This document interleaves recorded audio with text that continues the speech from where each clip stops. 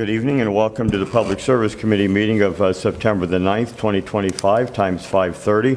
First item on the agenda is approval of minutes from our August the 12th meeting. Was there any changes? Everybody take a look at those? I did take a look at them. I'll make a motion to approve the minutes from the August 12th meeting. I'll second. All right, any further discussion? All in favor? Aye. Abstain. Okay, Mr. Renacci abstains. And, okay, so the minutes from our August the 12th meeting have been approved. Next item on the agenda is public participation. Seeing none, we'll move on to the water. And first on there is the water project updates. Okay, I can speak to that. I just want to emphasize two projects that are of most interest right now. One of them is bulk water fill station project. We had a pre-construction conference here, I believe it was last week. We'll start construction out there here in the next couple weeks. At the wastewater treatment plant, they'll be installing a little bit of site work so they get the trucks around, and then plus a new fill station to get the trucks to be able to fill up there and then turn around back onto Airport Road. And there'll be a little bit of water line replacement as well. The water line replacement is supposed to be done by the end of November, roughly, and then the fill station won't be done until the spring. So that's just a quick update on that one. Before you move on, I got a question. I know we made some changes by adding a water line and stuff to that original project. Yes. And everything. What's the estimate of total cost compared to what the bids came in at with the water line? I mean, everything combined, not. So was pieced. what made it challenging is in the budget, we had two different line items. We had a line item for the bulk water fill station, which I believe was 175, if I recall correctly. And then the airport looping project was in the 1-point-something million. I have to look at the numbers here, roughly. And so the bids came in combined in the, I hate to quote me on this because I don't have it from me. I want to say that, I'll have to get back to you on that. It's in the 400,000 to 500,000 range when you combine the two together, because the water line added quite a bit of cost. So that was substantial savings then by combining the two together. I don't know if I call it, it was, the reason why they're combined is if you're going to break the egg here once, let's just break it once. Makes sense, yeah. So it wasn't necessarily a savings, it was just avoiding coming back and having to break what you just did. So it was more of a timing issue. The savings, I think that Mr. Copley, if I understand his question correctly, is really off of what was budgeted for the two different projects, because we're not moving forward with the water looping project. Yes, yes. That's the question I'm asking. Okay, thank you, yes. So, and then you'll see the airport looping project in the 2026 budget to finish the rest of that. Yeah, I seen that today. Yeah. I looked at the capital plan. Okay, sorry I misunderstood. Okay. And then the other project I want to mention is we have this lead service verification project I mentioned before. By the EPA mandate, we have to identify all the material types on all of our water services. And so we've selected an area for this first phase that we have for this year. There's 650 properties that are affected, and so we've sent out mailers to those 650 properties.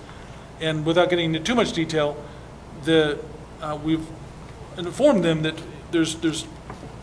we need to know both the service line material on the private side of the curb box and the material type on the public side of the curb box. So we need to have two different material identifications as part of the EPA mandate. And so of those properties, we knew, I think 50 of them, we knew the one but not the other. On 150, we knew the other but not the other. So we had somewhere we knew one or both, one or either but not both. And then I think for roughly 500 of them, we have to do two holes. So all that was said, we sent out notices and we said, for those people where we need to verify the private side, you can avoid us digging a hole there by letting us come look into or just verifying into your home. And we'd already reached out to everyone as a citywide matter to try to get as many of those as we could. And these just had never gotten contact. So the good news of it was we've had, I believe, roughly just under 100 people respond to our letters, say, hey, let's avoid the hole, and let's just do the easy way. So the good news is we've been able to save some money on getting some people to verify just by the notice. So that's been going on just this last couple of days. The notices were sent out last week. And so if you get questions, we sent 2 notices. One notice is if there's just a public hole to be dug, it's just a simple, there's going to be someone out there digging a hole. There's nothing you can do about it. It won't hurt anything. It's just in the lawn or in the devil strip, as they call it. So that'll just be a simple dig a hole, put the hole back, seed it, you're done. On the private side, we did tell them that this is your line, and if something happens to it, we'll try to fix it, but if we can't, and there's something, if it's old, it's galvanized, if it's brittle, and it needs to have major upgrades, that's really your line that you would need to fix. And so if you want to avoid that, then if we can come into your house, it avoids that risk. So, and that's what the response we've gotten. So that, just to be upfront with people, that we have to get the information, and we're happy to do it however we can. So that's the update on that one. We'll have a pre-construction conference for that here this coming Friday. And the lines on the homeowner side, they have to be replaced lead and galvanized, or just lead, or is it others?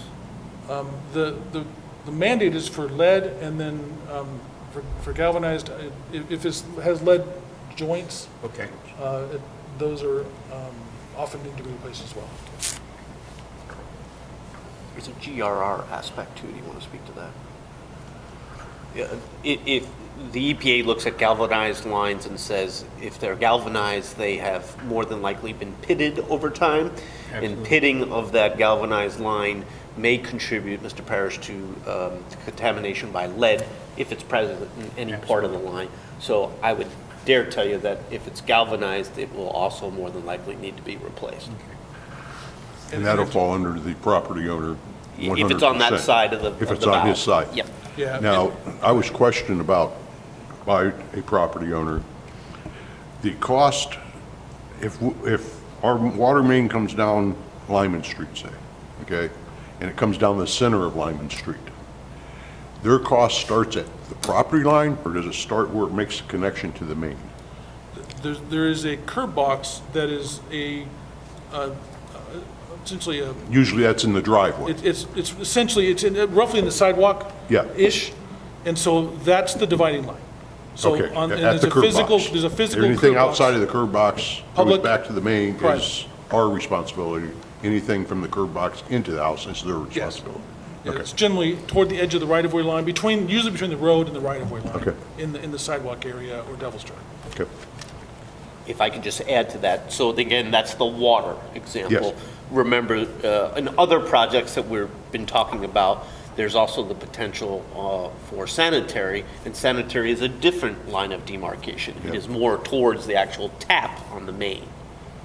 So it's a little bit different. Yeah. But that's a discussion point that seems to be interconnected with the water discussion at times in most recent months. So I would just share that. And it may help to clarify with galvanized, to follow up on your question on galvanized, that on the Tolbert project, we've run into some galvanized services there. And what we found our inspectors have found is those pipes are, you can't even see through them anymore when you cut them. They're Yeah, the so full incrustation. of that. And so those are often, on that project, they can get plugged just by touching them. Touching them. Any bit of debris that gets in there is not going to get through. So that's another factor that happens with galvanized. I can see a lot of issues coming forward, though, when you're digging on that private side and you hit that galvanized line and it crushes, you cause the problem. That is it. That's why we warned them to say, That's gonna we'll be do a our best to problem. fix it, but it is your line, and so you can avoid us having to do that. So that's been very, very positive feedback so far. Yeah, you said you had 650 properties doing, you've heard from 100 people, Yes, so I can really see that being an issue. yeah. Okay. Okay, and those are the main projects I wanted to share tonight. All right. Any other questions on those? All right, we'll go to we've got some legislation here for request for the low side water tower project. Okay, and I'll discuss that briefly. So we have a water master plan that was done about 5 years ago, and it showed that we have a deficiency. So just very brief background, our water system has 2 pressure zones, There's what's essentially the high side, which has higher pressure because the elevations, well, I shouldn't say higher pressure, elevations are higher, and so the pressures are higher, lower pressure, low area, lower pressures. When I say high and low pressure, it's the pressure in the pipe isn't necessarily high, it's just that the height of the water It's elevation. allows for a higher pressure because it's higher elevation, so just to be clear. And so that lower pressure zone, we had a need for additional volume. And so there was some variety of options that were considered. One option was to put a pressure reducing valve that would help us to borrow from the higher area to the lower area, which is not ideal, and it caused some other issues. And so we really concluded from that master plan that this water tower is really the best option. So this, what we did is step one prior to this here is we've hired a consultant who is almost complete with a siting study to look at what's feasible, where's a good location, and so that is nearly complete. And so now, once this gets through your full readings, we'll have a complete recommendation as to where that might go and what size it might need to be. And that way, when we start the design, we will have that, the location set, and that part of the project will be done. And then we'll go through generally you have to go through an EPA general planning process to demonstrate, because EPA regulates these, that you don't want too much volume that would cause stagnation. You don't want too little volume that would cause vulnerability in a fire. And so there's kind of a sweet spot. And so we go through that process with EPA to get the sizing right, to verify the location right, and then to construct the project. Project would likely be constructed next year if approved for budget. I heard a couple concerning words in your statement just now. We potentially have a site. How can we design if we don't know where it's going to go? Because there's different size lines that you're going to have to run out to connect to the existing water system and different elevations and stuff. I mean, because when I read Matt's August report, which was very good, by the way, you said there was 5 sites being looked at.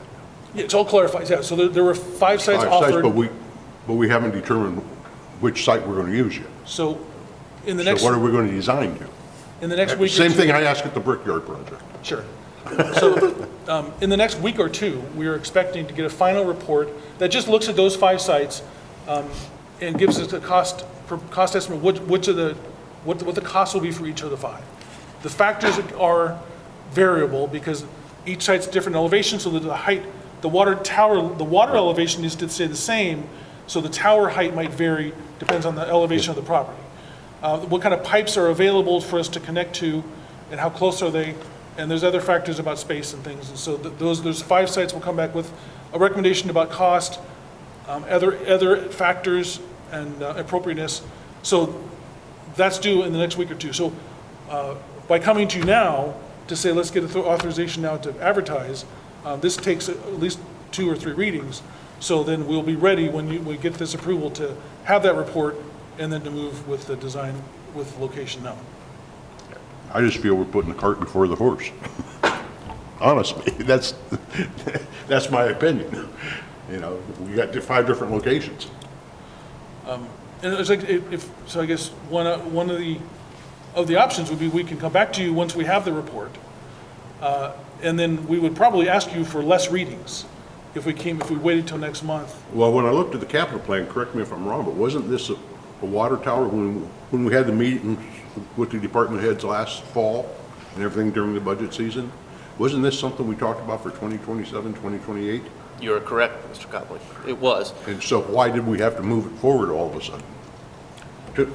I mean, just a Sure, question. sure, we have an answer for you. There were 2 issues that we, from an operational standpoint, one of them is the pressure reducing valve project was quite costly. Yes. And it was really a stopgap. So in a sense, a throwaway, because you're building something that would eventually just not be needed.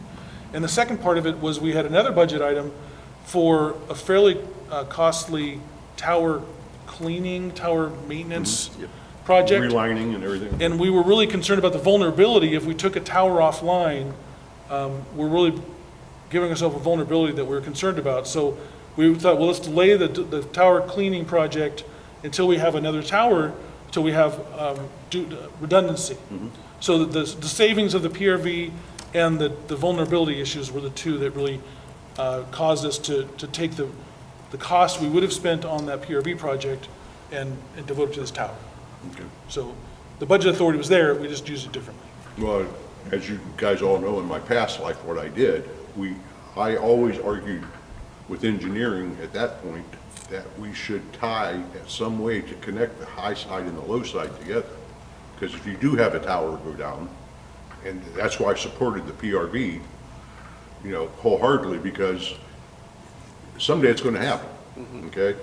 But then we scrapped that project, and now we're building a new tower, but we don't know where we're gonna put the new tower. I still think we should have looked a little closer at doing the PRV so we could divert high side water to the low side system by opening and closing the valve partially or something, because the low side system is probably not going to handle the pressures that's on the high side system in some areas of town. I mean, that is, the recommendation for the master plan was for a new tower. So I mean, that's just I guess is something we could discuss further. I mean, I'm just talking my past, you know, Yeah. past history. There is, Mr. Copley, since your time as chief, there actually is an interconnect between the There two is? sides now. Yeah, I was not aware of that. But the issue becomes, the low side is, near that interconnect is not in the best of shape, hence perhaps we propose a downtown improvement project because of some of those age of pipes close to the interconnect. In addition, the PRV valve would have not necessarily been a guarantee, but it certainly would have been a stopgap measure. But you could take the cost of the PRV valve as well as the maintenance, the planned maintenance of the one tower, and probably provide more than half of some of the current costs we see coming down in regards to the water tower. So it's a... Yeah, I'm not saying we don't need. Yeah, it was just a bump up, but ultimately to try to address the low side and what we are concerned about on the low side, so. Okay. The estimates, what's the ballpark for the towers? I mean, there's got to be a reasonable amount of, So we're finalizing the 2026 budget numbers, and so before I recommended a dollar amount, I reached out to our consultant who is doing this and is doing the tower siting study and asked them for a cost. And so their recommendation was in the budget, to allow for $6 million for the tower and all the associated site work and water improvements. Those will vary depending on which site. And so as we get to that final site, some may be a little more, a little less, but as it stands now, and I'll have that final recommendation here in the next so that's couple of weeks. and then PR valve and the cleaning were about approximately how much money? So that's out, right for us, because we're taking calculated risk. I could throw some information out there if you want. Okay, go ahead. So the rehab construction of the Bird Street Tower was $630,000, and the PRV valve improvements were looks like $300,000 to $350,000 in estimated costs, and then there was an additional amount which does not. I don't recall exactly how much it was, but those were roughly those numbers that if we reinvested into the design of the water tower, it was a good investment for us. And so approximately $1 million or a little more, and that's $6 million approximately total for the water tower. Does that include all aspects of it? Yes, and each Yeah. site is a little different. I mean, we understand that, yeah, we understand that. Yeah, so, So it couldn't cost the city $5 million compared to 7, 6 to 7, it would have been 7 million, okay. And it's a calculated risk, you go for another, instead of going for a couple of years, we're gonna go, yeah, okay. I just got a question on process. Because you said, well, the consultants are estimating this. I was a consultant in my life too, and I always estimated pretty high because I never wanted to be low. And then I see these, and I saw this yesterday, I was going to bring it up yesterday. We have an ordinance here where you're actually going out and saying not to exceed $500,000, which kind of bothers me too, because that's, you know, we're telling people not to exceed 500,000. Now, that's not required under the Ohio law to tell them not to exceed 500,000. We don't have to publicize how much the bid's going out for. So I get a little concerned, because if I'm bidding on this contract, I got a number now. I'm going to bid 495 because you're you're going out to bid for 500. Is there a way we can somehow not put the number in, go out to bid, get the numbers, and then come back to city council and say we had 3 bids, one was X, one was Y, and not be presenting, because my fear is you're presenting a number 500 and then city council says, oh, it came in at 495, that's good. Well, no, it may not have been good. If we bid it out and got multiple bids, maybe it was 400,000. So I'm not saying you're doing anything wrong, I'm trying to just get process. Tell me more about the process. I can answer that. Okay, I want to clarify. Mr. Renacci, wholeheartedly agree with you. Had a conversation not long ago with Mr. Davis about it. The only reason we put not to exceed clauses in there is because our council asked us to put not to exceed clauses in there. So it's not to allow us to expend more than 500,000, but it certainly acts in the private sector consultant world exactly how you identified. So I think city council is wrong if that's what they did. I think city council should not be putting a number out there. I think you should be coming to I think if I'm, the city council should be asking you to give us an estimate, a private estimate that we know what you're estimating, but I do not think publicly we should go out with a number like that. I would suggest I would love to do that on this project, this piece of legislation before you today. I'd love to consider do that. What I would suggest is to come to this committee and other committees where there is a question as to legislation and provide these committees in this forum with what we believe the estimate to be. That's the way it should be. If a consultant does their homework and reads minutes, they might have that information. But it should not be in the authorizing legislation coming down. Well, I'm glad you agree with me, because I saw it yesterday. I don't understand why we're putting a number out. Again, if I'm bidding, I'm going to bid to the number. So if you don't mind, I have a couple procedural issues to think about. One of them is, first, if we don't put a number in here and we come back to you for here's the final decision. If we have those numbers in hand, we go through 3 readings, we can be 2 to 3 months delayed from the time we get the bid to the time we can actually start because of our process. So that's one reason why putting it in here shortens the time frame, is one issue just to think about. The other one is to make sure that for vocabulary's sake, there's 2 different kinds of projects. One of them is a request for qualifications, where the engineer is doing a qualifications-based selection. When you select that by Ohio law, you can't include the dollar amounts with them when you select them, that you know. And then you go through this fee proposal process separately. So that's not a bid technically. That's just a request for qualifications, just for vocabulary's sake. And then when it's construction, then it's a bid where they're actually, and that bid does require an engineer's estimate. So when they bid, they actually know what the engineer's estimate was. So just make sure that's clear. No, I understand. Yeah, so I think I knew you could do that. But again, and I'm glad Hiscock agrees with me, there should be enough communication back and forth that as you're going through 3 readings, you come back to city council and said, hey, we're going through this reading, we have 2 bids, 3 bids, we're coming in at X amount, then it just gets approved on the 3rd reading. I mean, that's the way it should work. I saw this yesterday, I thought, now, if city council asked for it, I would not want that in any bid or any proposal going forward, but that's up to city council.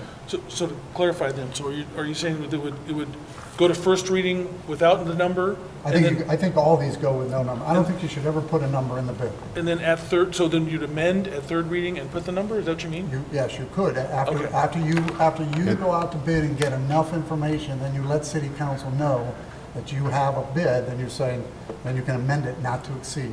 That would avoid that delay, yeah. And we have used that process in the past. Matt will We tell you have. that when it come to 3rd reading, we'd amend it and put the number into it, not to exceed number, based off engineers' estimates and stuff like that there. But by law, you're supposed to have an estimate. An engineer's estimate. Yeah, you have an engineer's On estimate. the construction side of these Right. items. Right. Yeah. So you already kind of know, but you should not, and you could let city council know but the proposal and bid should, I mean, my opinion, I guess if city council asks for that, then city council's going to have to not ask for it. Well, there were some underlying reasons why city council asked for that 5-6 years ago, okay, that we won't discuss here. But we used to do the exact process that you're asking for on the third reading, which made perfectly good sense. And if we wanted to go back to that process, do we have any, was there any council stipulations, or it's just what they asked for? It was There's just nothing it was a official? verbal request Okay. of the administration to We do it asked of the differently than it administration. had been done. Well, we can vote that this ordinance be changed, be moved to council with, this committee can vote Yes. to change that sentence. Yeah, that, you can instruct me on however you'd like me to bring because this it's to not the even law got its first department reading for yet. direction. Right, no, Just cross that no, out. it's going anywhere, The yeah. one other caveat that I want to make sure that everyone's on the same page with is, you mentioned an item, Mr. Renacci, for instance, if we were going to bid on an item. Normally, in certain situations, we need the authorization to go out to bid. If you're expecting a number to be added on third reading, that would assume that we went out to bid during the authorization process. And so I just want to make sure we're all on the same page. Well, the legislation allows you to go out for bid, it just doesn't put the amount to exceed. But it's not approved. passed, yeah. It's in a series of readings, so I would not be able to go out to bid.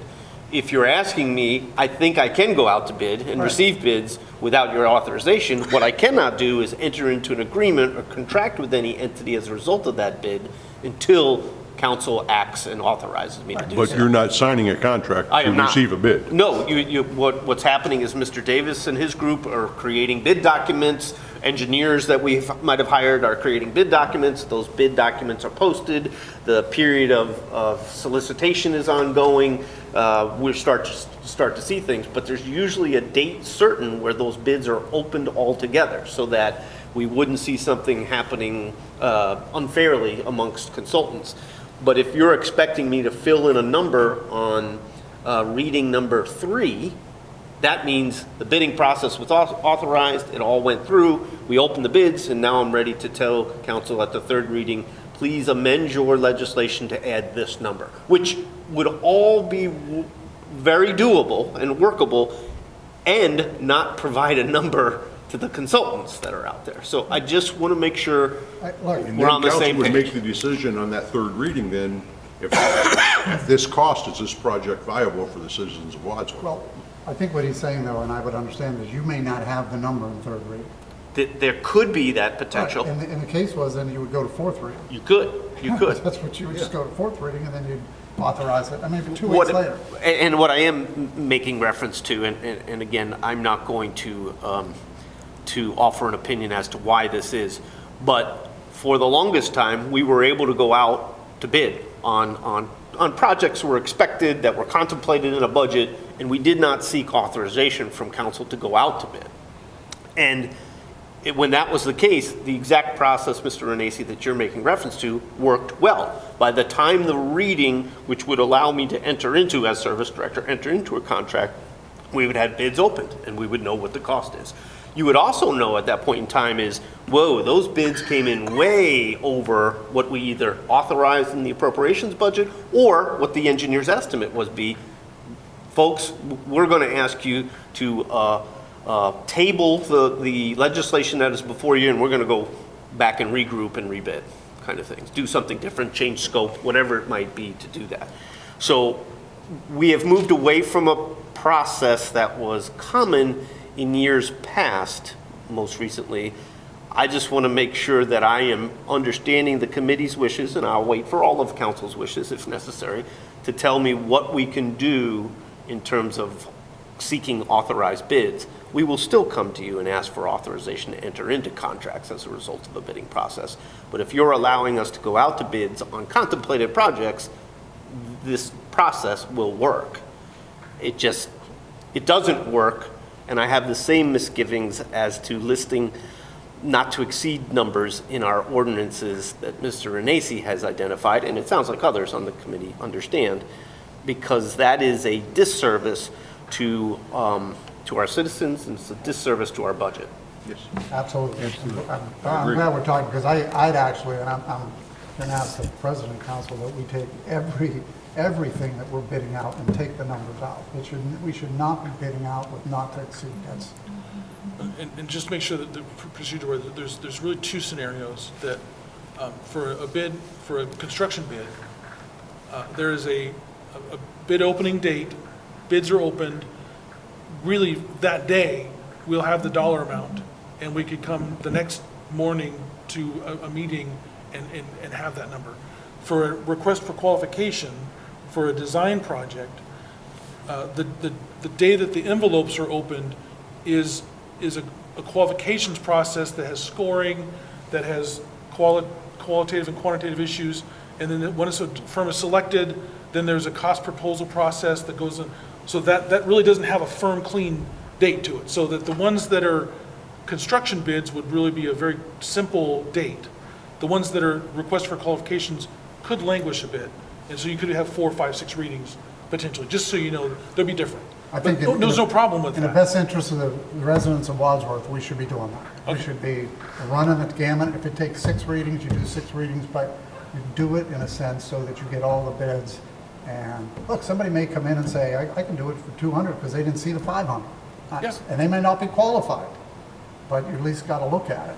And so I think we should be doing, and actually I would ask this legislation be changed, but I'm not voting for it because I think everything should be, no number should be in the bid process. And I think maybe the law department, even some of the other line items in here, the excess awarded bid plus 20%. I think maybe if we're going to go that direction, maybe, all 3 sections need to be taken a look at and fine-tuned, just to be sure that there's not some extra language in there by not putting the amount in there that doesn't need to be in there.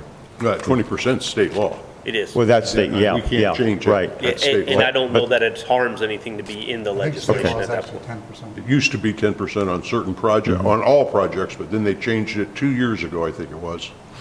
A year and a half, 2 years ago. I believe you're Where correct. it went to 20%. Might want to look at it. I actually pulled it up before this meeting, it was 10%, but that's fine. Well, Maybe For- certain projects are 20, maybe certain My, are 10.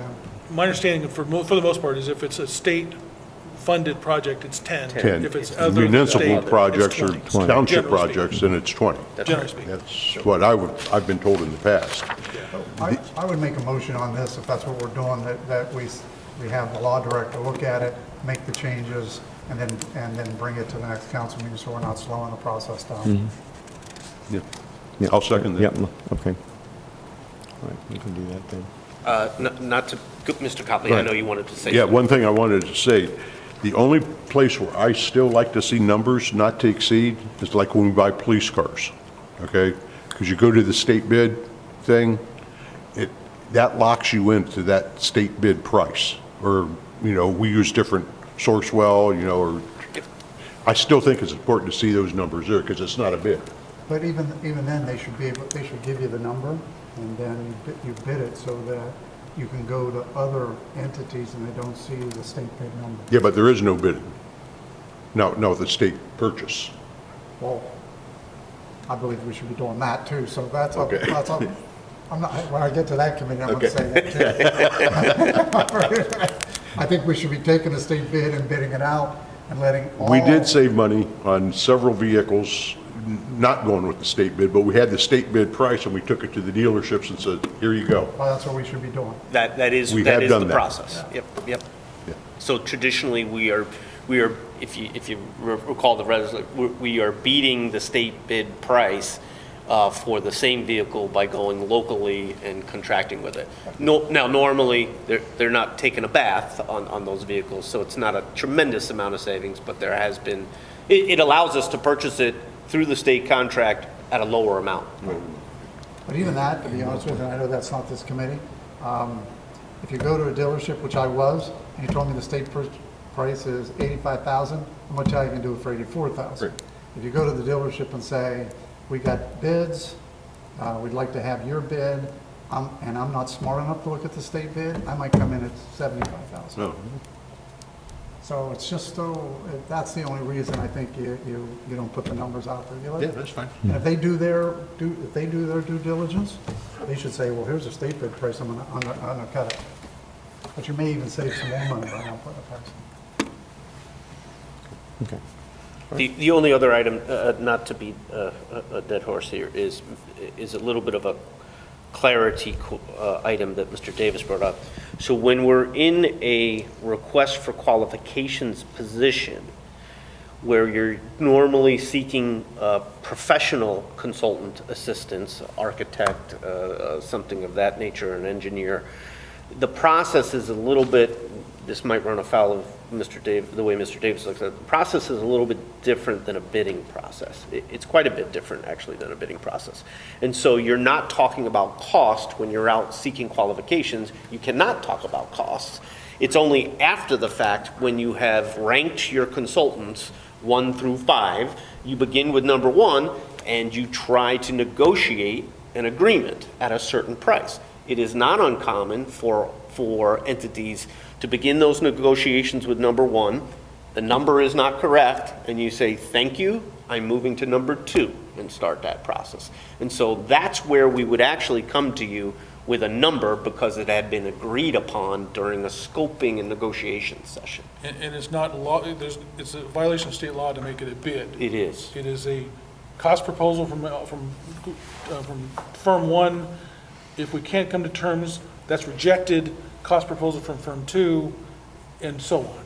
And so it's a little different. It's a little bit different. That's why I wanted to make sure. I don't love it personally, but it is state law, so I'm not criticizing. It's just, it does make it a little bit unusual. As we're used to just going to the shelf, I see something for $3, $4, and $5, I'll take the $3 item. You don't have that option, where you kind of might expect it. Just wanted to clarify. Then we'll have Mr. Proudfoot take a look at that and rewrite that without the That prices. motion's on the floor. We didn't vote on it. I'm sorry, You had a motion on the That second. motion's on the floor. We have not voted on it. That was just to take the number out. To That take was the not to number. move it to council, it's just to take the number, right? Well, no, it was- the motion was to have the law director review it, change it, and bring it to council, review it at that point in time, and then we can talk about it in committee of the whole beforehand, Okay. if necessary. Okay, all right. Ralph has a second. Second second that, it. okay. All in favor? Aye. Aye. Opposed, same sign? All right. Yeah, because hopefully by next Tuesday, he'll have locations and he can give us a little bit more information. Sure. All right. We will move on to wastewater project updates. Okay, just, Take it. I do somewhat apologize, because like, we come here and these projects are time consuming. And so I come here and I often will tell you about the same projects, because that's what's going on. And so I just, with that background, I'll just highlight a couple in the interest of time. One of them is we have a smoke and dye testing project. And I bring that up because, as I mentioned last time, the McEntee area had experienced some flooding, and you may have heard some comments from local residents. And so that smoke and dye testing, I'm waiting for a cost proposal. Again, it was an RF, it was request for qualification, and I'm waiting for a cost proposal, as we just discussed. And that, I have not received that yet. It was due this last week, and I haven't received it yet. So that, I'm asking for 2 separate proposals, one for areas 6 and 8, which are really driven by the EPA mandate, and then one for area 4, which is where the McEntee area is. And so that's still coming. So it just is a heads up that that's still going on. Okay. And then the other project I want to emphasize is this SSO removal project that's farther along. That, as it stands now, we're getting closer to final drawings on that. I'm going to be nominating that for the Water Pollution Control Loan Fund here in the next couple days. And then a portion of that project is being tackled through our downtown infrastructure project, because downtown infrastructure has some of these SSOs areas in them, so being sanitary sewer overflows. And then the rest of the project, we're likely going to be looking to take the money that was budgeted in 2025, which was around $3 million, and push that to then go to bid very early in 2026. And so that money was not going to be spent in 2025, but very early in 2020. So you see in the budget, essentially we're taking the 2026 money, adding the 2025 money. So it's going to, rather than being roughly $3 million, it'll end up being 6.3, So it's not more money, it's just moving the money from 2025 to 2026. So you'll see that. So the SSOs then within the downtown infrastructure will be taken care of by the funds for the infrastructure, not, Yes. okay, Yeah, so that'll be budgeted separately through the. separate, okay. So when you see the downtown infrastructure funding, a small portion, the wastewater portion of that, some of that will. We'll be covering most of those that are in this area, Most of okay. that will actually be SSO related. Okay. So that's all I have for that. Process again. So you approve, so you're approving you're approving last year a number, and then this year you're going to, that's where you lost me. And then this year you're going to take last year's numbers and move it to this year? So it was authorized in 2025 to construct roughly $3 million in SSO improvements. And so that project will be ready for bid in approximately November or December.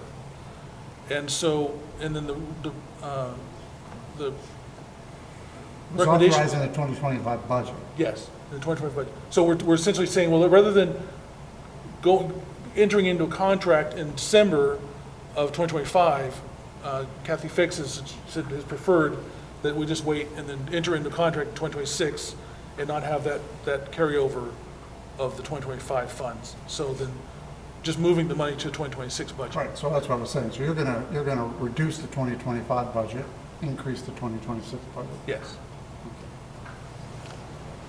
So that's all I have for updates for that. All right. Next item up, stormwater. Of course, the next meeting date is the 14th for this one. Any updates in that area? Okay, No. All right. We'll move on to the electric. First item up there is the EV charging station rate review. Thank you, Mr. Chairman. As you may remember, we put the EV charging station, went live with that in the middle of June of this year. We set an introductory rate of $1 per kilowatt hour, and we said that we would come back in 3 months and revisit that rate and look at usage statistics as well. As a basis for the analysis, I want to point out that we're required by the grant agreement that basically paid for the station that we're not to operate it at a profit for the first 5 years. We can cover our costs, but we're not to return a profit. When we first discussed this, we were looking at options of various price settings that included the possibility of extending the basic warranty or purchasing a premium warranty.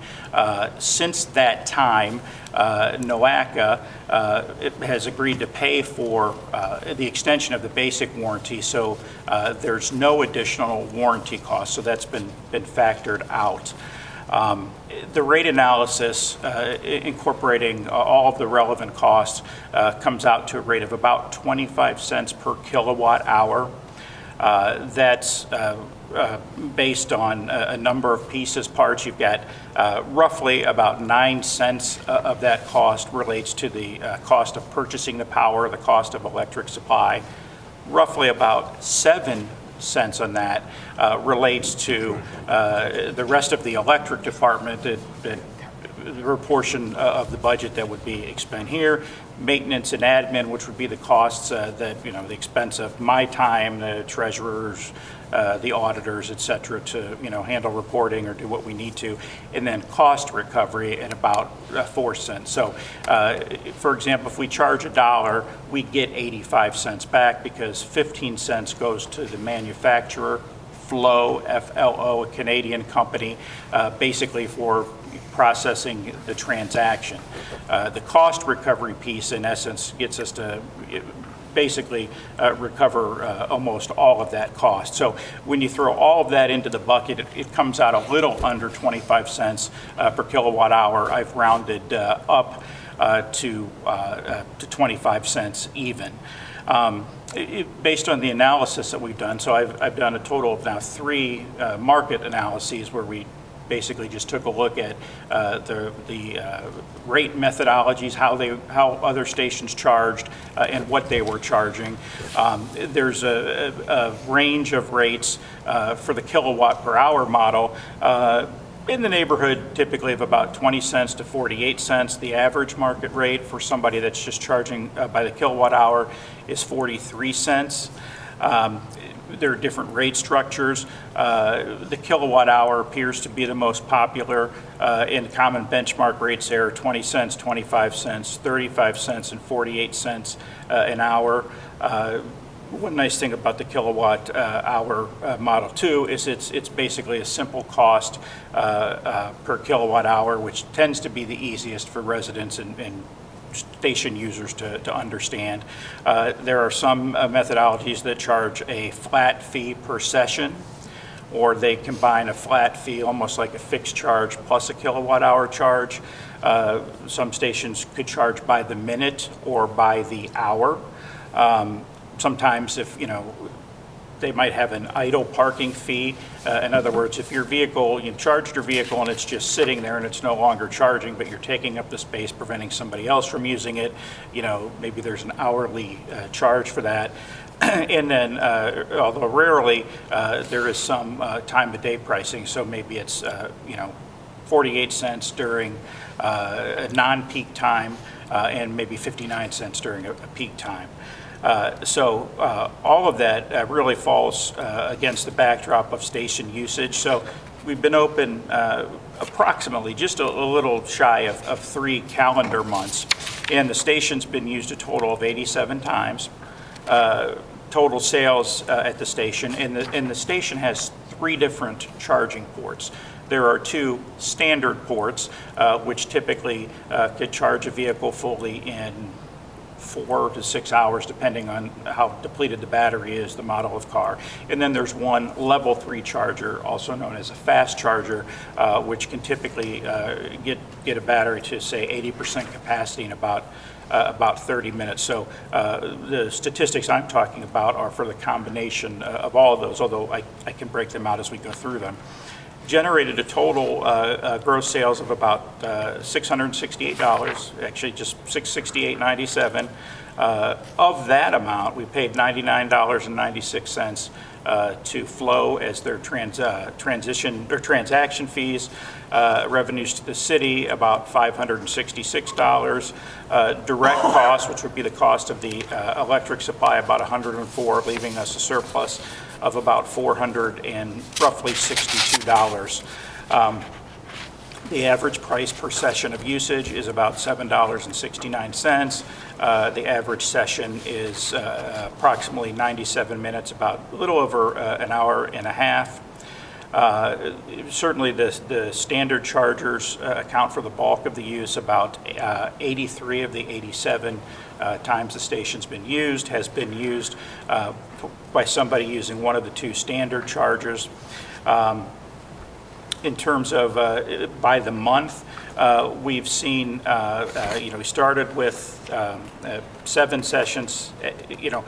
We started in June, but some people had used the station before we announced it. So we went from 7, then the next full month, 27, July, 30, and in August, we had 23. So we've had somewhat growing usage in months 2 and 3, leveled off a little bit in August. So at this point, my recommendation to council, given the grant compliance issues, would be that consider either basically putting forth new legislation that would change the rate that's charged from $1 per kilowatt hour to 25 cents per kilowatt hour. I want you to explain to me the replacement cost, how we're recuperating when we can fix it in 5 years. And I know that we've been told, not to have a sinking fund as such. Can we have a special account to put that money into the excess or something? What can we do for replacement costs? So it doesn't come out of our pocket? So nothing. We can't do anything. The original analysis I started with was what would be the replacement cost, say 10 years out. If it was $150,000 now and we extended that out, what would that look like and how would that feed back into the price? NOACA said, no, you can't really do that. We estimate the useful life at about 5 years, and then, you're not required to use it anymore, so whatever decision you would make at that time was up to you, but you cannot set aside monies for capital replacement of that and then recover that in the price that you charge. That's in the contract we signed with It the is, yeah, and it's basically, the station cost us, didn't cost us anything, but the construction cost of the station was $150,000, fully paid for through a grant, and the only stipulation really was that you can only cover your cost of operating the station for those 5 years. We did talk about the possibility of including additional warranty because there was some confusion about, I think as a grantee, we along with several others thought that, hey, NOACA was providing the warranty for the full period. They didn't see it that way. I think they were surprised that everybody else did. So they went back and worked out a deal with Flow whereby they would pay for the extension of the basic warranty. The difference between a basic warranty and the performance warranty is that the basic warranty covers breakdown on the equipment. If something goes wrong with the equipment, they'll send a technician out to fix that. The premium or the performance warranty would cover that, and then also, let's say somebody backed their car into it and damaged it, it would cover that as well. We determined that we're satisfied with the basic warranty because if somebody were to run into our equipment or something of that nature, that would be an insurance claim, and we would seek to recover it that way. But then after the 5 years, if it does last longer, at that point, it's ours, and we'd be able to make a profit on it at that point, correct? We would. But then again, at that point, all the costs, everything else is going to go up with that as well. The maintenance and everything, those are all expired. Okay. Because the capital budget shows a $250,000 number for 2027 or 2027, 2028. The big sheet that you passed out to us, Oh, is it? That should. $250,000 for replacement.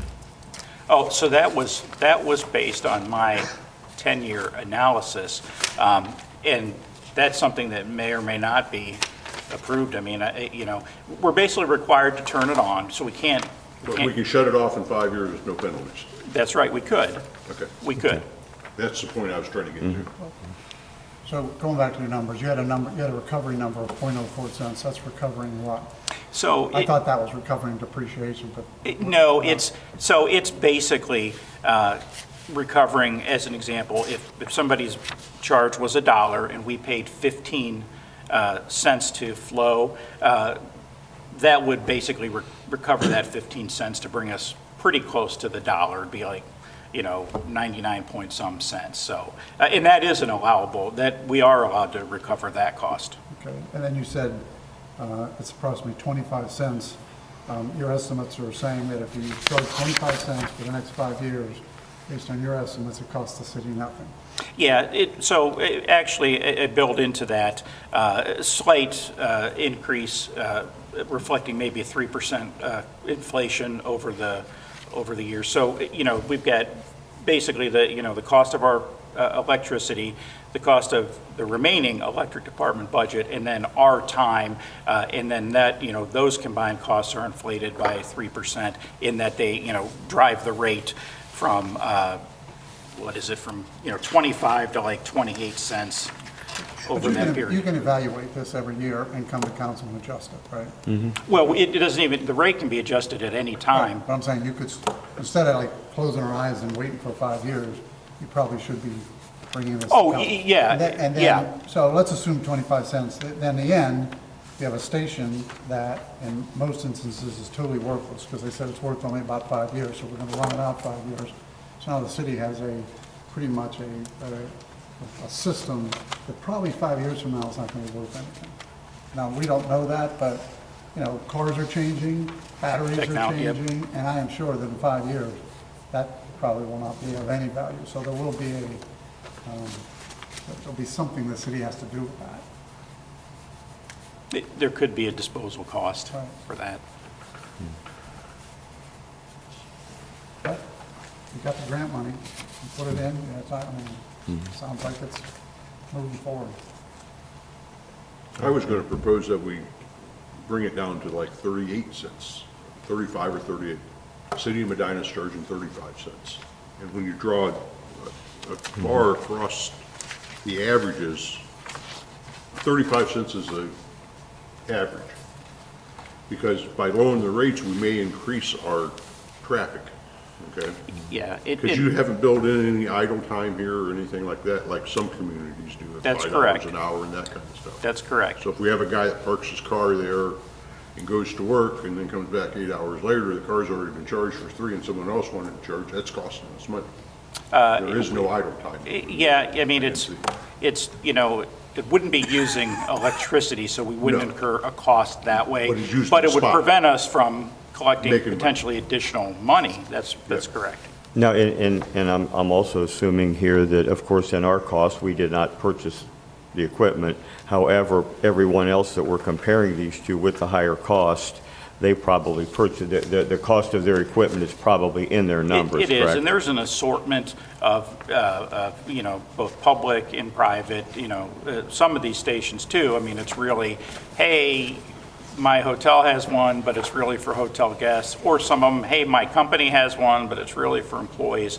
So it's just a sampling of different stations. A lot of these stations are different. It's a different group than the previous two that I had done, just for some variety. But I would say they all largely look like this. It's you know, there's, for the most part, any of the stations that we surveyed the first 1 or 2 times around that were also included in this, I think only one of them had a price change. And I don't remember which one, but I mean, it was something like, you know, went from, I don't know, 45 cents to 48 cents or something like that. Well, again, whatever price we decide in 3 months, we can sit down and look at it again and say, That's hey, what you know what, maybe we, you know, our usage was up a little bit when we dropped it to 30 or 35, and, you know, maybe we can ease down again, because we can go change it every day if we want. So, That was just my thought, is just bring it down to like 38, 40 cents and say that we're going to do the same thing we're doing tonight in 3 months. Or else make it 6 months out, you know, so we get a bigger picture of it. Mr. Testick, are we permitted, or is there anything that prohibits us from amending our rate legislation to include an idle time charge?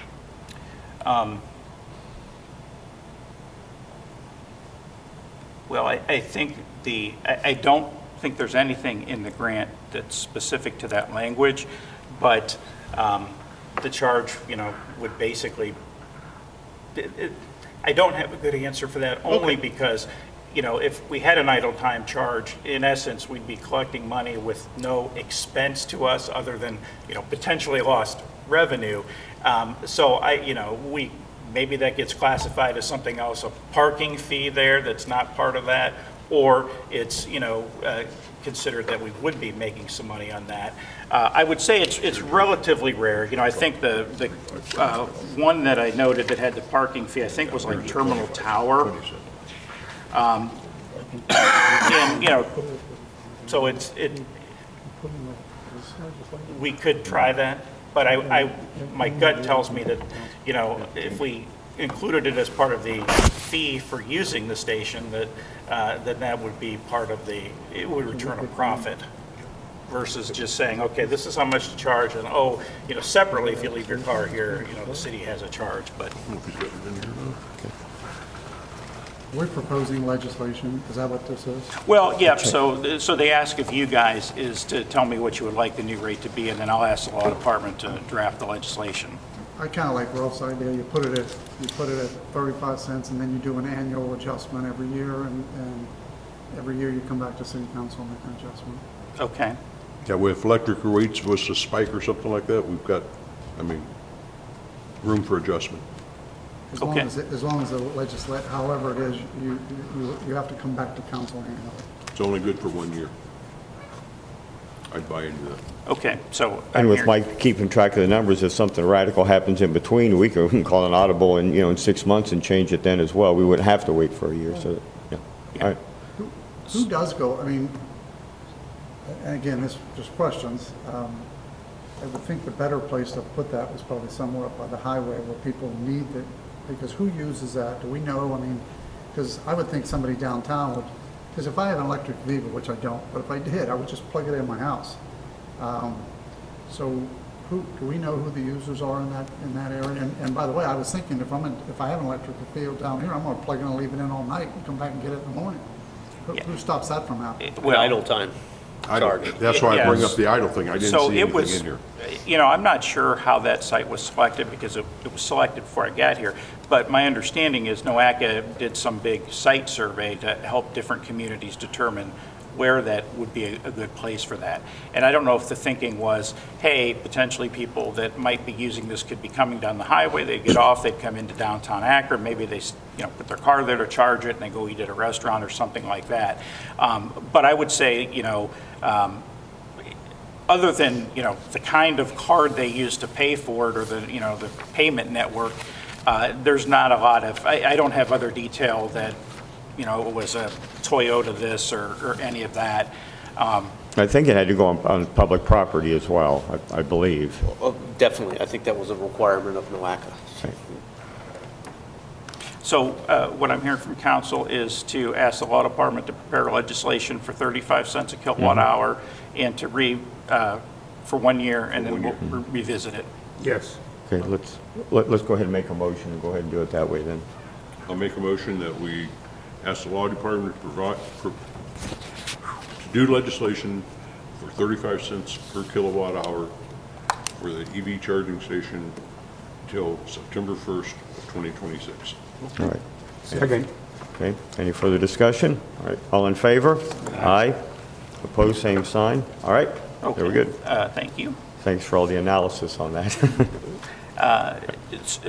Just a couple comments about the electric rate study. So, you know, we finished up the water and sanitary sewer rate studies last year. The electric rate study is really finished up this year. And I would expect that by the time we have our next Public Service Committee meeting, we would have, you know, the finished cost of service study results. Having said that, based on the preliminary discussions that we've had with the accounting firm that works on the study, I'm thinking it's probably going to be, the ask would probably be somewhere in the neighborhood of about a 5% increase for each of 2 years. I will tell you this, just to be transparent and so you have some context, in the budget request that we're presenting to council, I've built in to the electric department revenues an additional 5% rate increase. The water, I've built in an additional 28% increase, and then the sanitary sewer, 8.5%. So if you remember last year when we went over the cost of service studies, the water rate study said year one, 38%, year two, 28%, and year three, 30%. And then the sewer rate study basically said 8.5% for each of 3 years. We agreed to just, you know, do 1 year last year and then, you know, then come back. So I'm just telling you that when you look at the revenues, all of those additional pieces from the rate increases will be in the revenue projections that are included in our budget request. So the short thing is that I anticipate bringing the completed study back at our next meeting. Okay, all right. Before you do that, can you bring us expenses and stuff so that we can see the need for this increase so we don't run into what we ran into in another division? Yep. Choice, I mean, what the carryovers are, what the needed, you know, carryover is, you know, that kind of stuff. Yeah. I anticipate that we'll be talking budgets in all of these subcommittees come October, and so you'll have a good perspective on expenses, and we can give you even a more global cash fund balance. I just want to see to analysis. make sure these rate increases are justified to the And, residents. you know, the basis of the analysis is basically saying, okay, let's look at your cost structure, and then let's determine how much of a reserve that you should have, and then, you know, how do we manage that so you maintain enough to have in the bank for contingencies without building a balance so much that you could be considered price gouging. I also want to share this with council because I've built it into the request. So typically what I do, purchase power is the cost of us buying electricity is our single largest line item in all of our budgets. And typically I go to AMP as I'm completing, you know, the budget review, and I say to them, you know, what is your forecast based on, you know, the changes that are expected in our power portfolio, based on, our usage, based on your forecasts for what weather's going to look like next year, any number of things. They've got oodles of people that's all they do are those jobs. So last year for 2020, so at the end, in budget season 2024, for this year's budget, their estimate was $21,910,000 would be the cost of electricity, so just under $22 million. The estimate that they just gave me for 2026 is $25 million. That's a $3 million increase. Now, that cost is passed on through, the rates. You're paying for that, but I just want you to be aware, because when you look at the budget numbers, you're going to go, wow, how did revenue jump so much and expenses? What part does the rate study play in this? Well, the rate study, other than being, the 5% or whatever applied to the basis, is just a piece of it. The bulk of that is simply the increased cost of buying the electricity, and then the increased revenue would be just the cost of, what we'd get from selling that revenue, selling that expense. So, so that was the only comment I had there. All right, if no other questions here by anybody, all right. We'll move on to CityLink. First item on there is the fiber project update. Yep, thank you, Mr. Chairman. So we continue to make progress in both the aerial and underground areas. We've got approximately 2,800, closing in on about 3,000 homes that are ready for service, meaning the network has been built out that they could attach to that network. In very simple terms, you've got the fiber lines either running through the air or underground. Then they're called drop cables, but in essence, it's connecting from the telephone pole or the pedestal, kind of by the Devil Strip, to the house. And those are kind of the main parts of that. As to the wire run, the fiber runs, is when we say ready for installations. The installation part is really twofold. It's either connecting the drop line and hooking somebody up, running the wire into their house, getting them set up, or sometimes, depending on the nature of the work and the area that we're in, we'll be running drop lines with installation to follow. So we've got about 2,800 homes that are ready for service in terms of the fiber being run. We've installed 1,160 homes thus far with the fiber. We have 591 activations on streaming TV. So there are 591 people that are now on streaming TV. The majority of them, of course, people that were converted as part of this project, but there are also some additional people who've signed up for service. We've also got another 500 drop connections that we completed that then are ready for just like the second piece of the installation. Recent work completed, the lateral lines, these would be lines, for example, going down a residential street, installed in Harmony, Stauffer, Cherry Hill, High, Smoke Rise, and Freedom. Splicing along East, Chestnut First, Auble, and State Street. Splicing, if you remember, is where they're literally connecting two fibers, but if it's the main fibers surrounding the city, there's 288 hair-like fibers within that, and they connect one at a time to one at another. That's the most time. That's the most time involved process of the installation. So the wires are typically run, then you get the splicing, and then we follow with the installation. And after the splicing, there's testing and some other things. But over the next couple weeks, laterals underground in Tiburon area, continued underground placement on High, Smoke Rise, and in the adjacent streets, splicing, expect to complete splicing and testing on areas of East Chestnut, First, Auble, State Street. Open areas for installation now, Blooming Acres, Northern Tiburon Trace, And if you remember on our website, we've got the CityLink website where there's a fiber locations map that's updated. So if you were to go there, you could see, the color shading for different states of where the project's at. But anything that's colored blue is available for folks to, for installations now.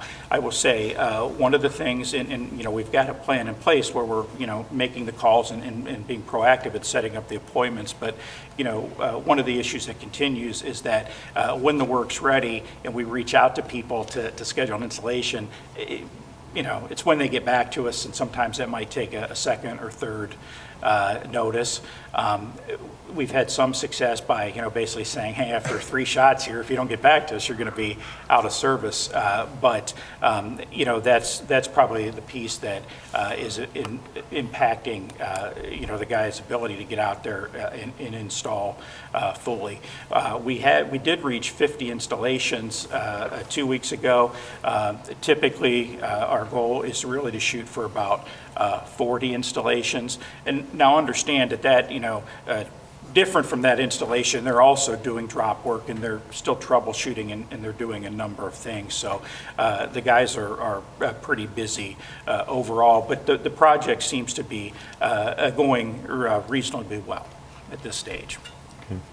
Can I ask a question? So the original project plan was to be done in how many years and how many years? Because my understanding it's going to take longer than the original estimate. Well, it started, and I'm going to pass these out. This was the original presentation that we presented to council. So we had a special meeting back in, must have been, I think, April, like 27th of 2023, where we went over this. We need another one, please. Oh, you see, okay. Pass this down. And, really, if you kind of flip through this till you get to, really page 9, pages 8 and 9 with some different financial metrics. On page 8, you can kind of see that the total project cost a little less than $10 million. On page 9, this is showing really kind of the cash draw, if you will. It was planned as such that, okay, we know that, we're going to be drawing down our fund balance as we're basically investing in the project. And then, as payback occurs, we'll see that fund balance increase. The increase in the fund balance, and really the mechanism that pays for the project, is the decrease in content costs for the TV folks. So that line item in the telecoms budget, at one point was I think $3.3 million. It's come down, over the last couple of years in the 2.8 area, 2.8 million. But the goal is when we get everybody converted over that our content costs are going to be closer to 1.8 million. So in essence, during, a few years of the project here, we're absorbing, a pretty significant amount of cost. So to get back to your question, Mr. Renacci, this shows, either 5 or 6 year payback, but we didn't start at the beginning of 23. We really didn't get started until 2024, and part of the reason for that is because the first time we went out for bids, the bids came in so high for the construction that we couldn't award it. We went out a second round, bids were much more competitive, and we changed the specs a little bit to put a little bit more work on us. But probably what's notable here is if you're looking at the cost summary, and either one of these would work, you'll see that the low point of our fund balance is probably, or was forecast to be somewhere around $650,000. I can tell you that, based on the budget proposals that we just put together, our forecast for the low point, which would actually be next year, would be for about roughly about $590,000. So not far off where we're at. You've basically got, the cost of operating the business plus the absorption of the cost of building out the network is what it is. So that is still on track, but if you take, instead of looking at, say, 23 through 27 or 28, you kind of shift that out a year, and so that's kind of how the numbers line up. Did you take, when this process was done, did you take into consideration the losses on the cable side and absorb them in here? We did. How much was in here and how much was being absorbed? So you're talking about, well, project costs, probably, let me make sure I understand, like, what were our expectations for the losses that are built into this? My understanding was when you developed this plan, that you took into consideration there would be losses on the cable side, and you put those into the plan, which would have been the right thing to do. So that is correct. The impetus for the plan was, okay, changing technology, but the payback method was it's going to come from reducing the cost per subscriber. And we've known for a while now that, we're losing money on each subscriber. And to put that in... I was going to ask you anyway, if you can come back next month with us, because I do think, at least I need to see it. I'm not sure if the rest of council wants to see it, but I do think we need an analysis. It sounds like you had some absorption of loss in here, but we have actual loss over here. That's why I was asking you, how long is that going to run out? There seems to be, you could do an analysis that says, here's our run out of losses on the cable system.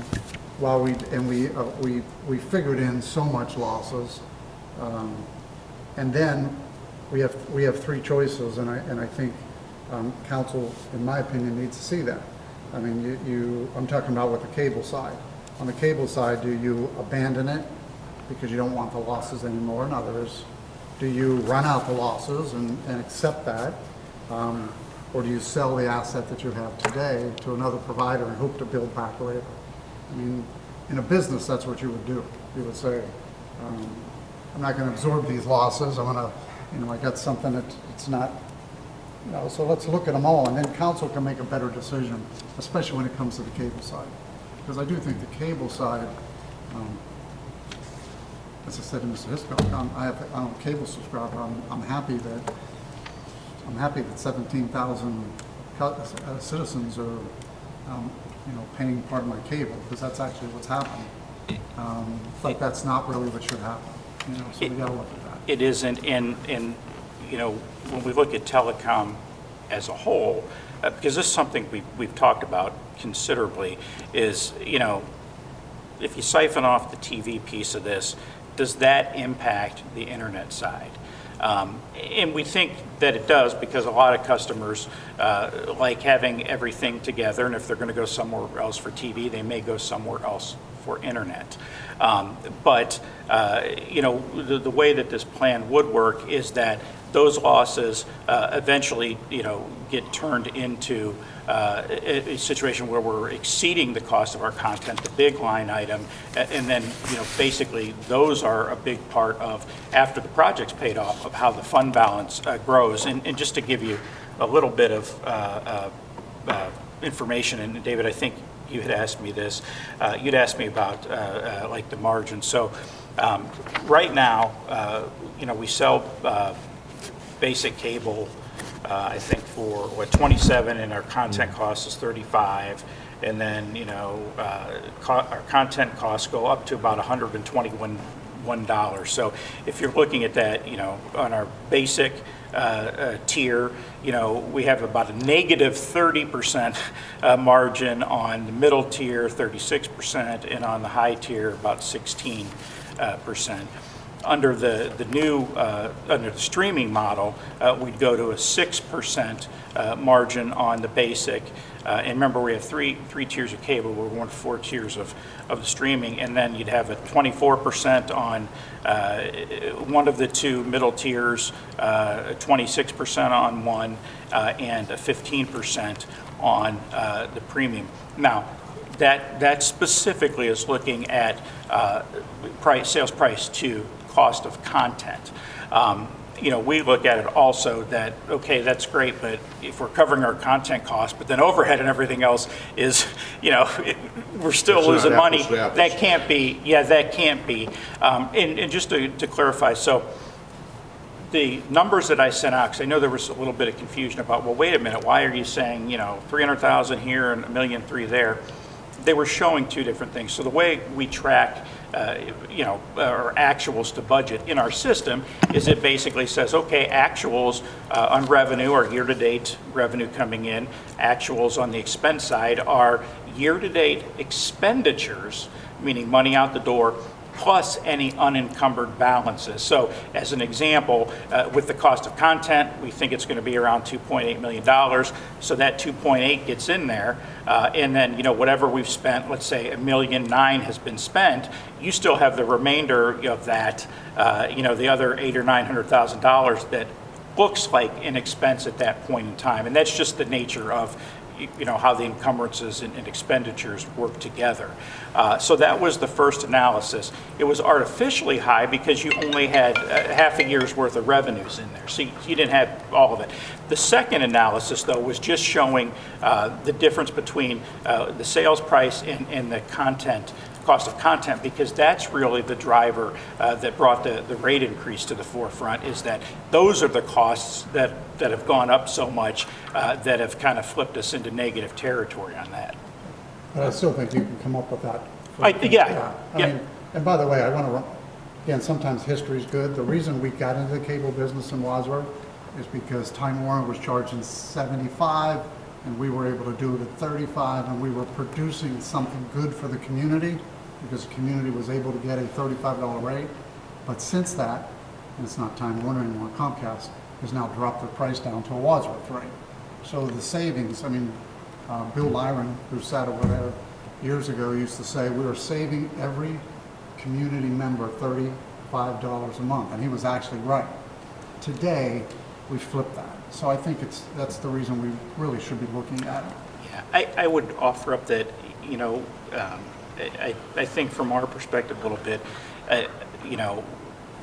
it appears that like a Spectrum Comcast, somebody coming in, they set a teaser rate, and then, they boost that up once they get a client. But, when we look at it, if in areas where there's not a competitor, where there's not, for example, a CityLink, the rates that, they charge for the same tiers that they would offer here at a much, are much higher because there's not a competitor. Right, not our, Yeah. but again, you got to look at what the community's getting, so.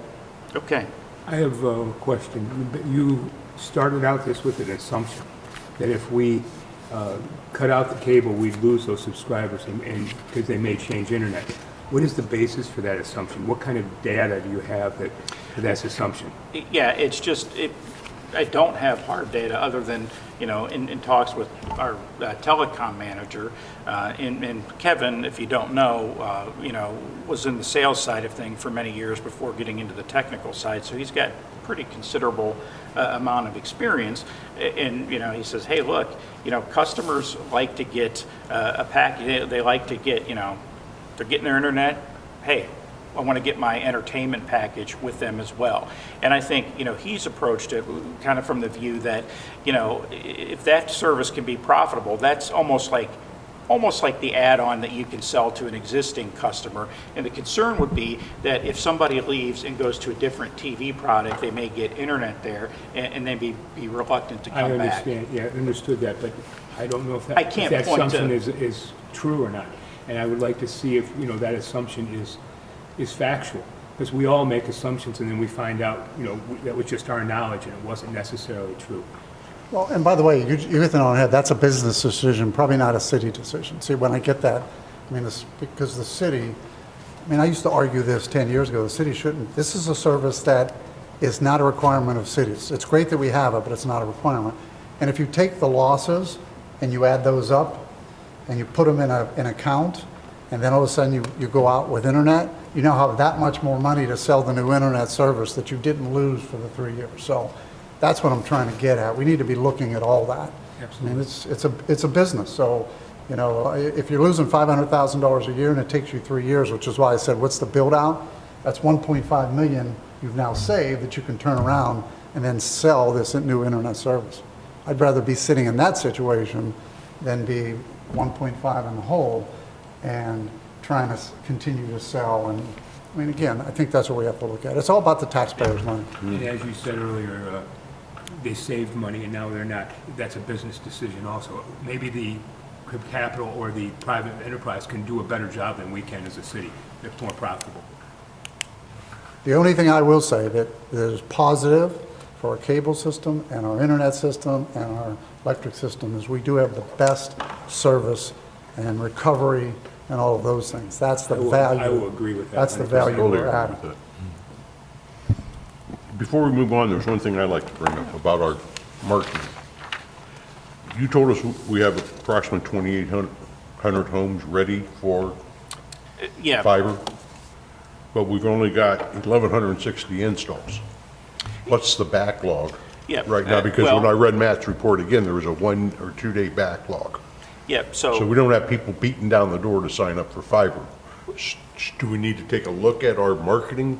Because Kevin was supposed to be the marketing guru Yeah. when he was hired So- 5 or 6 years ago. So part of that was, I kind of held back Kevin a little bit on the marketing because I didn't want a situation where all of a sudden we had 5,000 people that wanted the service and we'd have to say, oh, we're not going to get to your area for 2 years or for a year and a half. But there's another approximately 550 drops that have already been installed, meaning when we go out there, the installer just needs to, connect that drop. You put it through a little cable that goes into the house, work with them to set it up. So we are scheduling that.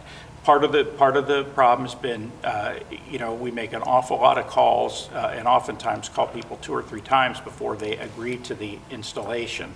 Part of it too is, if you remember, last year we had, we've got 4 installers. We had a health issue with Yes. one of them that basically took them out of commission for several months.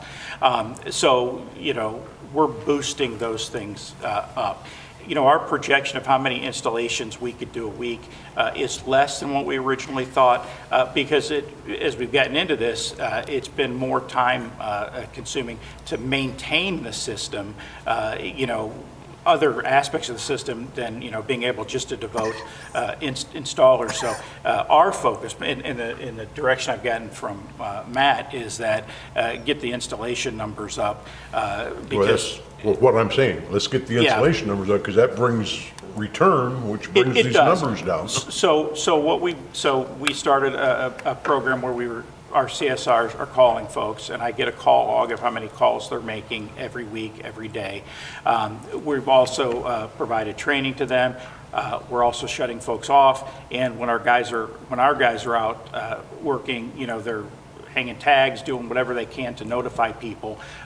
So all of those things are happening. Now, the difference between 2,800 and say, 16 or 1,700, where you have, people installed or the drops there, is that, you still need to run a drop. And that can, in essence, double the amount of time that it would take to do an installation. So, the installations themselves are relatively easy in that if the drop line's there, you basically hook something to the outside of the house, you go inside, and then really your time is spent just showing, folks, here's how you use it, here's the features, this and that. But when the drop line is not there, that's where, it takes longer. So what we've done in instances where, okay, we might not be able to get all of the installations done as quickly as we'd like, we've said, okay, we don't want our guys sitting still. We want you to go out and put drops in so we can take advantage of that. So that is something I've been tasked with by Matt, and something that we've been working on, and we have had greater success in that. I just think that number should be higher. I mean, I we're agree. 2 years into the project, I agree. we've got 2,800 homes ready, but we've only got a third of them hooked up. Yeah, So so a couple of things worth By the way, how commenting. many of those are cable providers now that could be switched over? Do you know that number? Well, I don't know I mean, specifically. 1,100 that aren't. Yeah, so right now we've got roughly 5,900 internet subscribers and somewhere in the neighborhood of like 2,450 TV subscribers. So that's approximately 45% of our internet customers also have television. Now, folks can also sign up for just the streaming, even though they don't have fiber for the internet yet, because we have enough capacity for folks to do that. But typically, when we go in and we do the internet stuff, if they're an existing TV customer, they do get switched over to streaming. If they're not an existing TV customer, that's when we make the pitch for, hey, how about checking out our TV services and hope to add them as customers. So if we've got 1,160 installs, but we only have 591 streaming customers. Okay, that's what you told us. So not everyone that's going to fiber is taking the streaming. Well, Because there's only 591 yeah, so accounted for. if you're not, so we estimate approximately half of the people that we've done installs for are existing customers. So if you're somebody that is not a TV customer in installations or in your area, we don't convert you over. I mean, we offer you to come in and take our package, but if you choose not to do that, then, So that's why that number's half. Yeah. Okay. Yeah.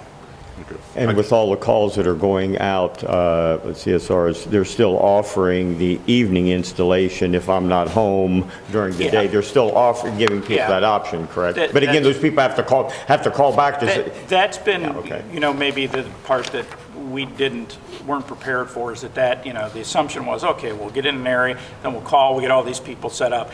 But that doesn't happen. We might get a hold of, 5 out of 8 people in an area, and the other 3, it's when they get the notice that, okay, we're going to have to shut you off altogether, that they call in. But that might be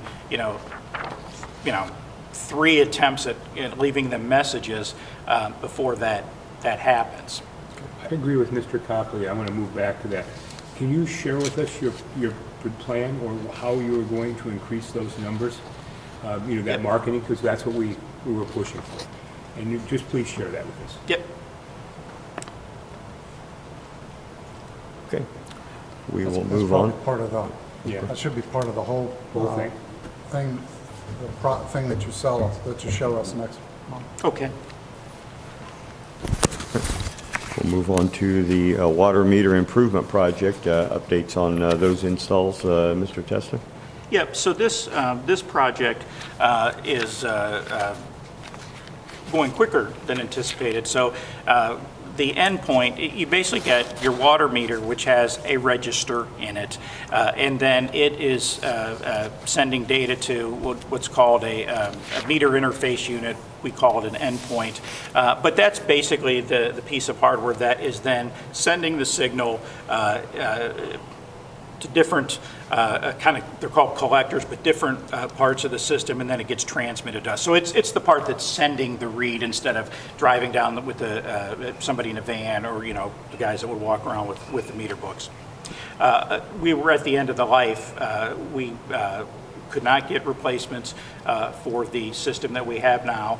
The company that does our electric meters, Itron, also was behind our water meters, and they wanted to get out of the water meter business. So some of these units were dying. One of the things that happened earlier this year, remember, we had a pretty good cold snap in January, and it killed off more of our endpoint units. It's the batteries are dying is in essence what it is, and they're not user replaceable.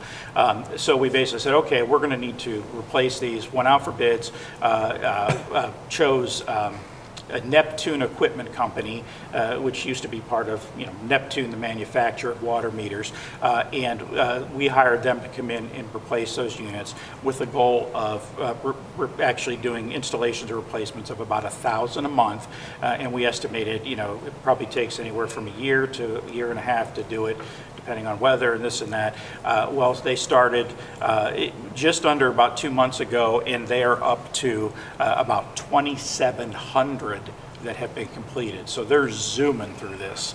And the nice thing about it is, and I don't don't have the numbers, but, you know, we assign them, they kind of go through the installations along a route, almost, you know, like the old meter routes that this group here, and we started them in the areas where we had the most dead units. So they've gotten through those areas, and these guys are just, I mean, we've been impressed with them. So that's going well. I anticipate that being done in less than a year.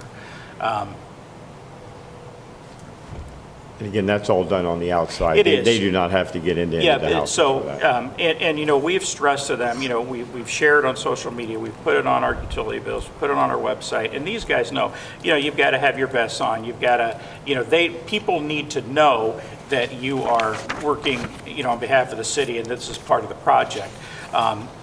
So they, you know, unless there's a really goofy or rare case where they would need to, you know, found out that, hey, we replaced the endpoint and there's still a problem and maybe we better check out your meter. This is work that's typically done outside the home in just, you know, 10 minutes, and then they move on to the next one. So this is nice because you don't have to get a hold of somebody, get access, somebody, you know, nobody has to miss work or any of that kind of stuff. For the questions here, we'll move on. You just wanted to give us, I know, a little kind of a Yeah. pre-information thing here on the processing models Yeah. for our credit cards Yeah, as far so as we fees and talked everything. about this last year. So the online payment system that we have is owned by Tyler Technologies. Tyler Technologies bought New World, which is the accounting system that we've used in the past. In the December of 2023, they basically said, hey, we're coming up with our own payment processing system, and we're not going to let anybody else. You can't use a different bank. You can't use a different merchant bank. You can't do any of that. If you want to use our payment processing platform, which is what everybody, you know, all of our online payments and all of our customers run, you have to use us. And we knew right away, we could see that the costs were higher than we expected. And part of that is, you know, they basically said, hey, we're the only game in town. And you know what, you don't have a choice. You can't even bring your own bank. You're working with our bank. And still, the costs were, you know, not only more expensive than we thought, but they were increasing at a rate that we thought doesn't make sense based on, you know, even though we get increases in the number of people using a card or paying, you know, electronically, shouldn't be this high. Well, we found out that in essence they were billing us at the wrong rates. In other words, they should have used this set of rates because we were a municipal utility, and instead they used a different set of rates. That's why we did the basically all the analysis. It led to them giving us a credit of roughly about $60,000 last year. In exchange for that, you know, we said, okay, we'll continue with you because the understanding is instead of being $30,000 to $35,000 a month, which were the processing fees are going, we're going to be, you know, at least maybe $10,000 less a month. And that, in fact, has been what we've experienced this year. So our expenditures today, we're averaging about $24,000 a month. But, you know, there are other rate models that we talked about. So we're on what's called the absorption model, which basically means that, you know, we pay all of the fees, we absorb the costs, they're not passed on to the customer. There's a model where, you know, we can basically charge the customer a fee in addition to the utility fee, but that, well, would save us money on the fees. It actually raises processing fees somewhere else. And then there's a third model, which is, hey, you charge for utility services, and people that want to pay for this, you know, they would pay us as a company a processing fee, which is pretty common. I mean, it's, you know, typically at a lot of places, you encounter now, okay, here's a fee for paying with your card. And as an example, you know, I have a neighborhood pizza shop that I go to on Sundays, and you know, when I place the order, they're like, it's $28.50, and then when I get there and they go, oh, you're paying with the card, it's like $29.38 or something. So it's become very much a common practice. We talked about this briefly last September when we were talking about the credit, and it appeared that maybe the committee had some interest in exploring another model that would, you know, in essence, reduce our costs probably by $250,000 a year, but also wouldn't, tag us as being responsible for the fee. Somebody else would be responsible for charging that fee. So just given the fact that, we're paying, $24,000 a month in fees, it's worth looking around. And the difference now than what we were facing last year is we've had time to look around and kick some tires, and we think that there are some options out there that would allow us to replace their online eSuite, replace eSuite with something else, and be able to tie into New World. So if you remember last year, the problem was they said, hey, you got to use our system, and only our system is going to tie into New World. Well, they pull that same trick with all of their customers, and there are other processors out there with what we believe will be lower fee structures that have said, no, we could replace that, and our side could connect in with New World. New World, by the way, is, Tyler bought it. They're shifting everything to their own kind of in-house brands. So New World is, at some point here over the next few years, I think they're no longer going to exist. But we think there's an opportunity to possibly reduce costs, even if we didn't go to a pass-through model, reduce costs and still be able to work with our accounting system. So I'm just letting you guys know that we're going to be taking a look at that. And then, I would come back with some research to the committee and say, hey, boy, here's what we found out. Here are some options. What do you guys think? And then. Could we include the proposed rate increases, for water and electric and so forth, and how much that is? And then if we're going to add that 3% or 2.5%, whatever that, how much more we're going to increase the bill, so we can have a good analysis of that. Yeah. Make sure we understand both. Yeah, and just because I'm involved in all these little moving pieces, for context here, the rate increase asks would be 5% on electric, 8.5% on sanitary, 28% on water, cable rate where it sits. There's a lot going on because we haven't raised rates in a long time. And because of that, not only is it time for rate increases, but you kind of got to catch up a little bit. So all of that plays in the backdrop. The customer, they don't care what the pieces are. They're going to look at their bill now and say, I'm paying X now when last year I paid Y. So I understand that. So I will include all of that in the analysis, so you guys have information on that. Shock value, we want to make sure we minimize it. Just one other recommendation. I have utility accounts in other places, and the utility services gave me 3 options. I can use a credit card, I'm going to be charged extra. I can continue to pay by check, I'm going to be charged extra. Yep. Or I can just do an ATM transfer out of my account. I always choose the cheapest one, which is transfer, but it's also better for the utility company because every month they just go into my account and take the money, and there's no expense. So I don't know if we could offer that too, but if you tell people, here is a way not to pay these charges, it does direct people more to that side too. And then the city has less work because it's coming right out of account every month. Yeah, that's a good idea. And I think that that's something that we'll definitely take a look at because, we don't want people to pay for something, we're not collecting the money. We don't want people to pay for that either. But I understand that, council's concerned that, hey, you guys might bring it to us, but ultimately we're going to be the ones voting on rate increases, and we need to have the complete picture before we determine how that plays out. Right. So that's all I had on that point. Okay. Next thing up is just the monthly reports. Of course, you attach all those under electric and CityLink. Is there nothing you need to highlight on those? No, All it's just... Last item, was there anything else from the committee then? All right. Next item is our last item is our next meeting date on October the 14th.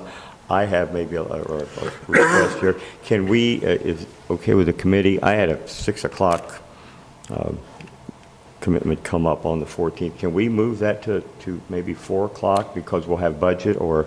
So we also have Stormwater Commission. At 5, oh, okay. Okay, we could. No, yeah, I mean, we could, Okay. if you guys want to do that, I could approach the Stormwater Commission, see if they could move that up earlier, or, you know, I mean, you tell me what I'm works for tied you. up to 4:15 that day. Okay. Okay. If we could sneak one of them up Yeah. until 4:30 and maybe Right. move this one I till 5. or would whatever. recommend us consider moving start times up, because the budget process is Yeah. normally a It's gonna long take- meeting it's to gonna take start with. longer anyway, Yeah, right? So Okay. whatever can be worked out between the two right. meetings. Okay. Yeah, So, that's what so I will contact the Stormwater Commission members, see if we can move that a little bit earlier, so we can maybe move service up till about 5. In Ralph, all respect, I know you said 4:15 might be the earliest you can get there in Yeah. time. You got to be out by 6, so we'll see if we can Okay. make that Yeah, happen. it just came up, all right. So we're talking about 5? 5, yeah, possibly. All right. If there is nothing else, I'll entertain a motion to adjourn. So move. 7:15.